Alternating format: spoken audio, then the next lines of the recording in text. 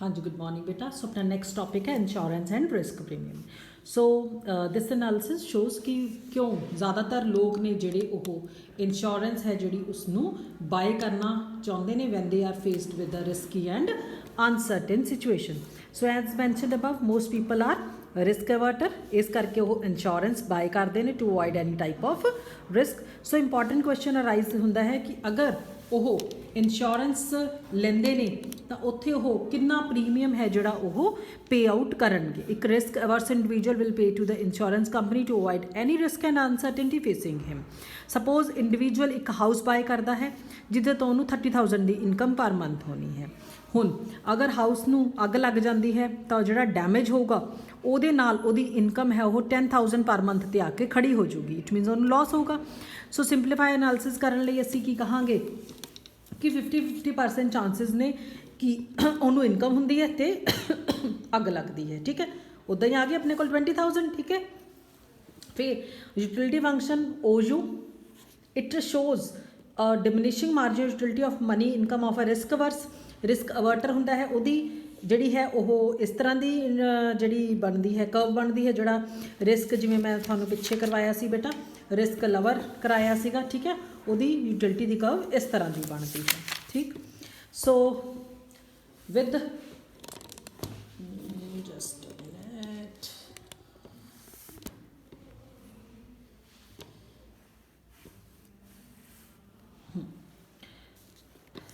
So with money income of 30,000 ਦੀ money income ਦੇ correspondingly ਇਹਨੂੰ 75 ਦੀ ਯੂਟਿਲਿਟੀ ਮਿਲਦੀ ਹੈ। ਜੋ 10 ਦੇ ਲੈਵਲ ਦੇ ਉੱਤੇ ਆ ਜਾਂਦਾ ਹੈ ਤਾਂ 45 ਦੀ ਮਿਲਦੀ ਹੈ। ਠੀਕ ਹੈ, ਪ੍ਰੋਬੇਬਿਲਿਟੀ ਕਿੰਨੀ ਹੈ 0.5। ਇੱਥੇ ਆਪਾਂ ਪ੍ਰੋਬੇਬਿਲਿਟੀ ਨੂੰ ਫਾਈਂਡ ਆਊਟ ਕਰ ਲਾਂਗੇ। 30,000 ਤੇ 75 ਦਾ 50%, ਇੱਥੇ 45 ਦਾ ਤਾਂ 60 ਦੀ ਮਿਲਦੀ ਹੈ ਉਹਨੂੰ 20,000 ਦੇ ਲੈਵਲ ਦੇ ਉੱਤੇ। ਠੀਕ ਹੈ, ਅਤੇ so it will be seen from here that ਕਿ ਜੇ ਅਸੀਂ ਇੱਕ ਸਟ੍ਰੇਟ ਲਾਈਨ ਜਿਹੜੀ ਹੈ ਉਹ ਬਣਾਈਏ ਜਿਹੜੀ A ਤੋਂ B ਵੱਲ ਨੂੰ ਇੱਕ ਸਿੱਧਾ ਦੇਖੋ ਤਾਂ ਗੋਲ ਕਰਵ ਬਣਾਈ ਹੋਈ ਨਾ, ਜੇ ਅਸੀਂ ਇਸ ਤਰ੍ਹਾਂ ਦੇ ਨਾਲ ਜਿਹੜਾ ਸਕੇਲ ਦੇ ਨਾਲ ਲਾਈਨ ਖਿੱਚੀਏ AB utility joining 75 and 45 utility levels, ਤਾਂ ਸਟ੍ਰੇਟ ਲਾਈਨ AB ਦੇ ਉੱਤੇ ਅਮਾਊਂਟ ਆਫ ਐਕਸਪੈਕਟਡ ਯੂਟਿਲਿਟੀ ਹੈ ਜਿਹੜੀ corresponding to the expected value of income in the present risky and uncertain situation show ਹੁੰਦੀ ਹੈ। ਸੋ ਸਟ੍ਰੇਟ ਲਾਈਨ AB ਤੇ ਉਹਦੇ corresponding expected value of income of 20,000 ਤਾਂ expected utility 60 ਹੈ। So correspond to point D ਦੇ ਕੋਰਸਪੋਂਡਿੰਗਲੀ ਉਹ ਸਾਨੂੰ 60 ਦੀ ਮਿਲਦੀ ਹੈ।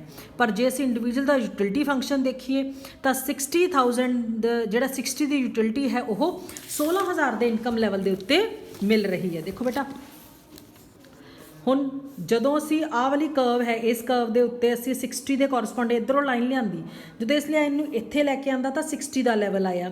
ਪਰ ਸਾਡੀ ਕੈਲਕੂਲੇਸ਼ਨ ਕੀ ਕਹਿ ਰਹੀ ਹੈ 20 ਦੇ ਉੱਤੇ ਉਹਨੂੰ 60 ਮਿਲਦੀ ਹੈ। ਇਹਦਾ ਮਤਲਬ ਘੱਟ ਇਨਕਮ ਦੇ ਉੱਤੇ ਉਹਨੂੰ 60 ਦੀ ਯੂਟਿਲਿਟੀ ਮਿਲਦੀ ਹੈ, 20 ਦੇ ਉੱਤੇ ਵੀ ਉਹਨੂੰ 60 ਦੀ ਮਿਲਦੀ ਹੈ, ਤਾਂ ਉਹ ਰਿਸਕ ਅਵਰਟਰ ਬਣੂਗਾ ਇੱਥੇ।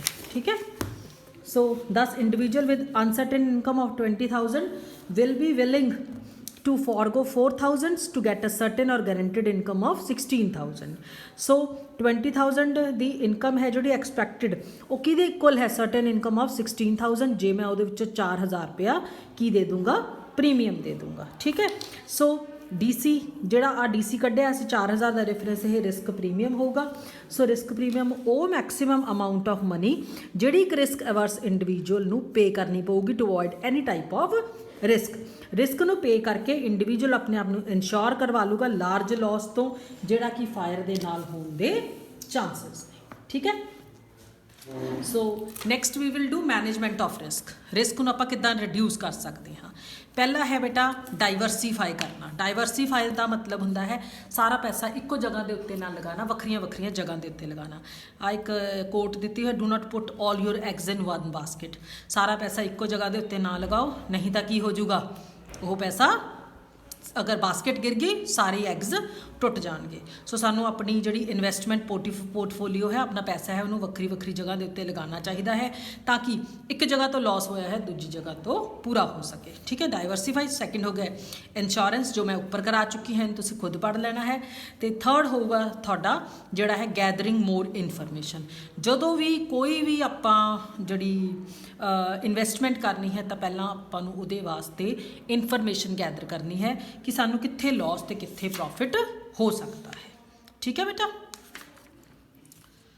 मैनेजमेंट ऑफ रिस्क हो गया, reducing risk it is done. So